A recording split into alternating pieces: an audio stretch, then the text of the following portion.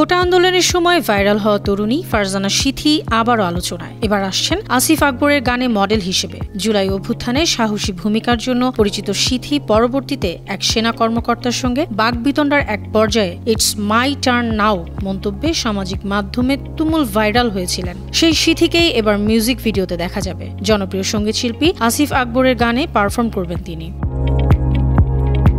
মঙ্গলবার সন্ধ্যায় আসিফ আকবর ফেসবুকে সিথির সঙ্গে ছবি শেয়ার করেছেন।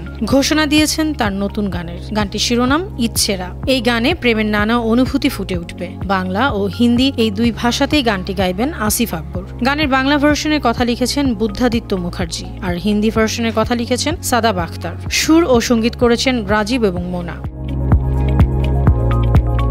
গানে আসিফের সঙ্গে কণ্ঠ দেবেন মুম্বাইয়ের নিকিতা গান্ধী। নিকিতা এর আগে জনপ্রিয় হিন্দি গান বুর্জ খলিফা গেয়ে পরিচিতি পেয়েছিলেন।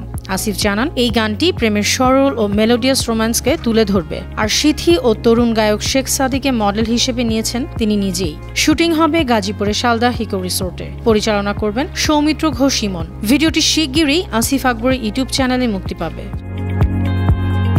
বিনোদন ডেস্ক, বানো টিভি।